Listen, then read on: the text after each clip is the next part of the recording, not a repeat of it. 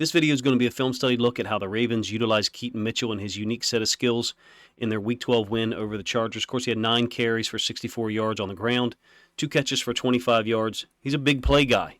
Him and Zay Flowers, if you ask me, have changed the dynamic of this offense almost immediately. And what I mean by that is the ability to generate 20, 25, 30-yard plus plays, not consistently because you just can't do that in the NFL against the level of talent you face on defense, but the ability to change the field position, score maybe in one play. I mean, Zay had a 37-yard touchdown run to cap the game, regardless of what we think about whether he should or should not have scored. He did it, and the Chargers were trying to stop him.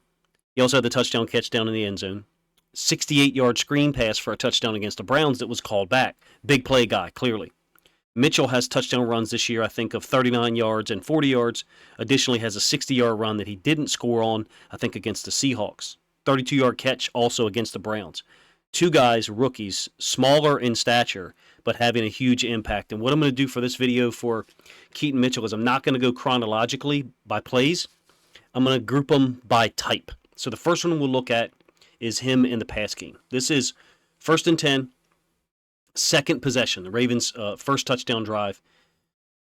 20 personnel pass play. I think this is designed to go to Keaton Mitchell underneath. I think the intent of this is to use Zay up to the top as a clear out route.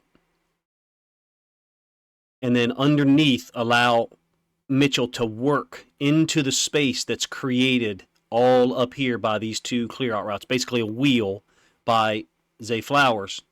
Lamar does a great job finding him quick. This was the drive, the second possession. I did a video about it Tuesday, where Lamar and Todd Monken got the ball to multiple guys. So the thing that struck me was Lamar didn't make any plays with his feet on this drive at all. He didn't have to extend anything. He just got the football to people. In this case, Keaton Mitchell for 14 yards. Only other catch he had was in the second half, 9th possession. This is a 2nd and 9. Obviously, he's in the backfield. 11 personnel flex. I think he's supposed to protect off the edge here. Whether he makes a mistake or not, I don't know. We're pointing out what he does extremely well.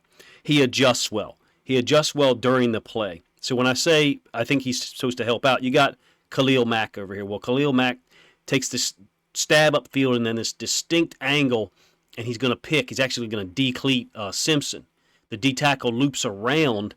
If Khalil Mack was to rush upfield, a speed rush, an edge rush outside, Keaton Mitchell would have helped him. As it stands, there's a stunt there to the side of the back. I think he's still supposed to help protect, but once Khalil Mack disappears, his rule might be once he disappears, then go ahead and go. It forces Lamar out of the pocket, and he finds Keaton Mitchell for an 11-yard gain. These are not necessarily chunk plays in the 20, 25, 30-yard variety, but Keaton Mitchell adds a flavor to the offense with the pass game that maybe other guys don't add consistently. Even though, I have no idea what the pass per rules are there, it's possible that he was supposed to help out with that stunt. All right, another way they were utilizing him was outside zone and toss stuff. The toss stuff was ineffective all the way around. Not Keaton Mitchell's fault. The outside zone stuff, however, was great. I thought Coach Evans on Monday on Twitter pointed out how effective it was, and he's absolutely right.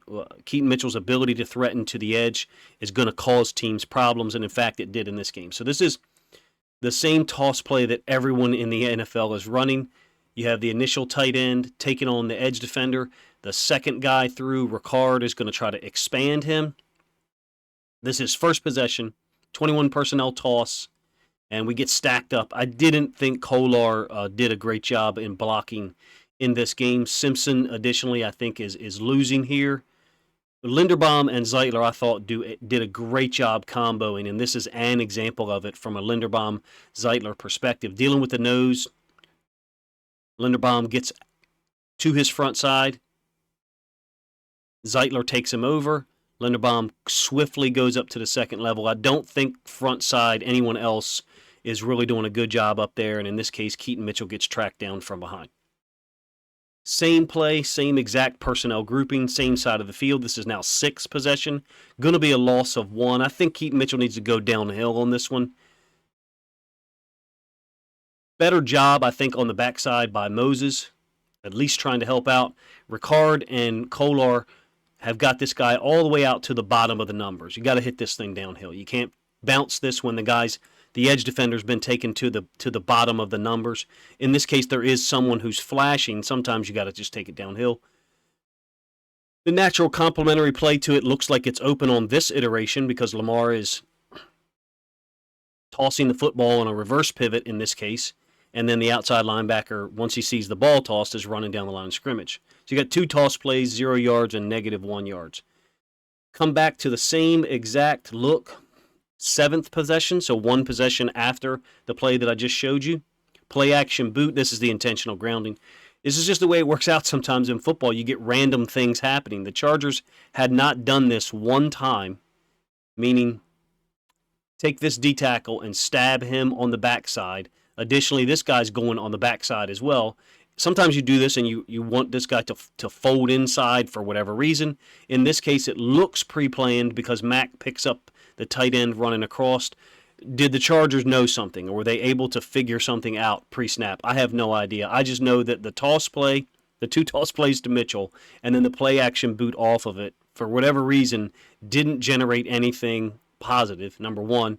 And number 2, when we did run the boot, things were well covered. Not sure how the Chargers were able to defend all 3 with 100% efficiency. Doesn't speak anything negatively towards Keaton Mitchell at all, because you can see he didn't get much opportunity for any room. Even the second toss play that I said I'd like to see him hit downhill, it's not like there's going to be more than 3 or 4 yards there. All right, outside zone stuff. Like I said, Coach Evans covered it on Twitter with a couple of videos, and he's absolutely right. Keaton Mitchell hitting this stuff front side is going to be a real problem. This is 9th possession. You can see that we do have Ricard and Kolar on the field again. This time Lamar moves Ricard over to the other side. Everybody should know what's coming except the Chargers. This is one of the things I talk about when I talk about defenses being able to adjust or at least recognize things that are there for them. This is a damn near 90% run outside zone formation. Once you get trips out of the pistol to the side where Pat Ricard is lined up, and the Chargers didn't recognize it at all.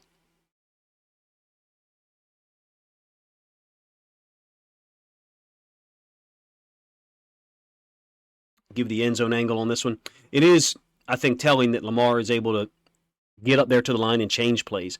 I suspect that formation we showed originally was a check with me, meaning pre-snap, Monken has told Lamar, hey, you're going to get up there and either call this play or that play. But we know that Lamar has the ability to check to any play, not only 2 on any given snap. Get the end zone angle so you can see how nice of a job I think it is that Linderbaum does and Zeitler.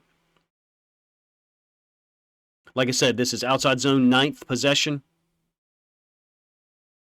Very interesting to me and weird that the Chargers check out of a look that could have possibly defended this with the strong safety rolled up to the trip side.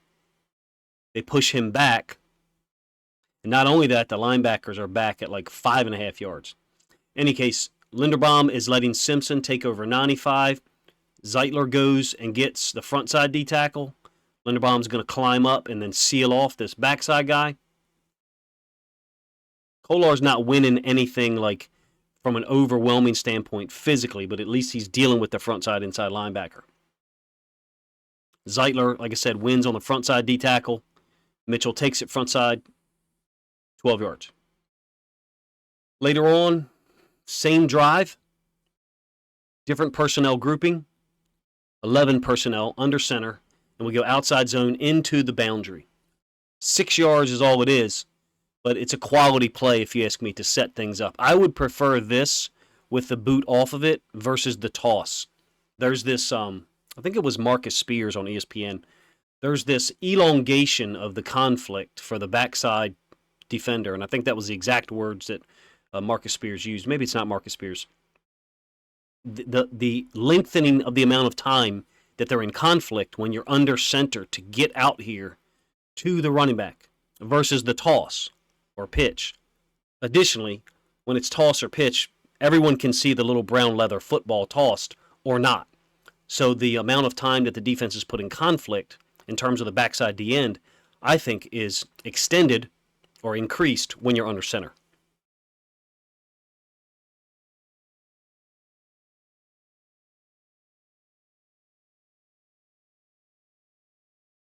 Now, how does that relate to Keaton Mitchell? Well, Keaton Mitchell has the speed to really threaten the defense to the front side. And we're not winning here at all. Thought it was a very poor step off the beginning by Simpson. Look at the eyes of Linderbaum. He's so good at this. Like I said, Coach Evans is absolutely right. Some of our guys, particularly these two, I think are built for this. I'm interested to see if and when we run the stretch to our left, how we do on the front side with Ronnie Stanley.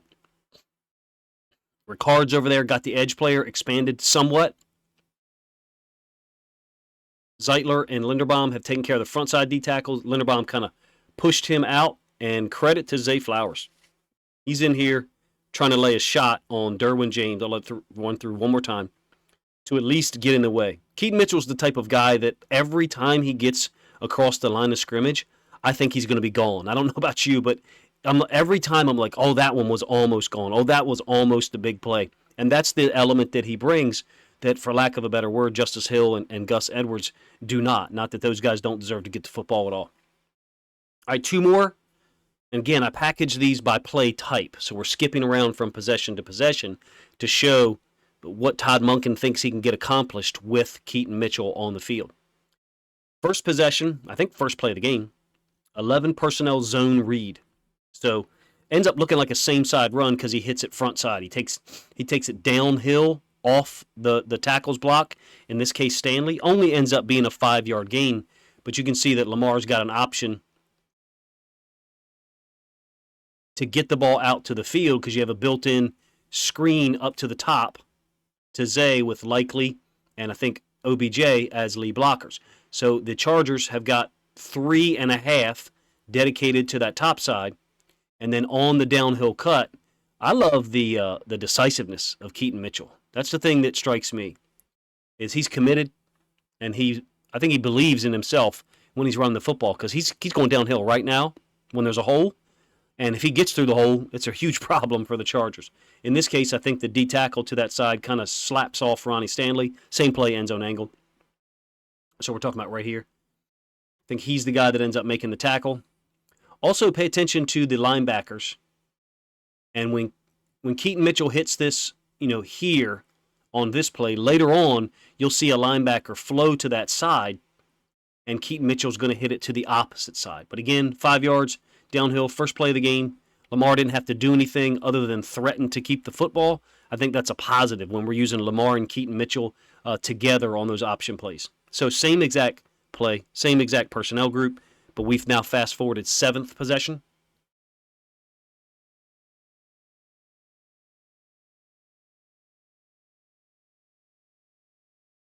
And you will get the end zone angle here in a moment, but you don't really need it to tell that this is a dangerous situation for a defense. He hits it to the downside here. A couple of things. Chargers are trying to cheat with this boundary side corner. 33, inside leverage of Bateman. Looks like you've got a tag on the end of this for Bateman to run a speed out. And if Lamar wanted to go to him, he could.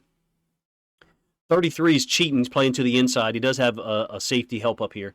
Chargers, again, same exact personnel group, same exact play, but it's 8 possessions later in the game. So in this case, I can understand them not identifying it. But the trips, pistol stuff, I can't understand you not identified. If Bateman keeps playing football here, we've got the opportunity for Keaton Mitchell to be running down the sideline. And I'm a big Rashad Bateman fan. It's a weird leverage by this DB. It's a very weird alignment and weird leverage. So from that standpoint, I kind of forgive him. But you got to keep playing right here. And if you do, then it's Keaton Mitchell and this guy with a whole heck of a lot of space to the sideline. And you can see he makes that guy miss, but it's the corner who ends up finishing it off and making the tackle. Same play, end zone angle. And remember, this is the same exact concept, same exact play as the one I showed you from the first play of the game. Watch the linebacker. I think it's Murray. Where did Keaton Mitchell hit it last time? He hit it here, off Ronnie Stanley's block on the D tackle. Now the D tackle, made the tackle for a 5-yard gain. In this case, Murray fits it there, and Linderbaum has closed him off, closed the linebacker off, and Mitchell fits it, off of that block by Tyler Linderbaum. We have 2 really good guys at this zone concepts, if you ask me, combo stuff. Linderbaum and Zeitler. Last year, I thought Morgan Moses did a great job on some stretch stuff. doesn't look as athletic to me right now. Perhaps it's because he's been dealing with injuries this year, or what other factors. I'm not sure. I do know that Keaton Mitchell reads it very well, number one. Number two, when there's a seam there, he'll hit it 120 miles an hour. And there's always the possibility that there's going to be a seam there at the second level. He makes third level people miss, as you saw there. The first guy that showed up, the safety, he made him miss. If we had dealt with the boundary side corner, number 33, in a little bit better fashion, Keaton Mitchell could have had another touchdown. You guys let me know what you think of the way that I packaged the plays. I tried to put them together and show you the concepts that Monken was using, and you can see that they were very similar concepts, just bridging across multiple possessions. It doesn't mean that there's only a small number of packages that Keaton Mitchell's involved in. It just means that in Week 12 against the Chargers, this is how he was utilized, and I think it was quite effective. You're talking about 93 total yards between the run game and the pass game, or 89 total yards, between the run game and the pass game contribution, only on 11 touches. Appreciate you guys' time. Let me know what you think of the plays that I chose to illustrate Keaton Mitchell's impact and how you think the Ravens could utilize him better moving forward.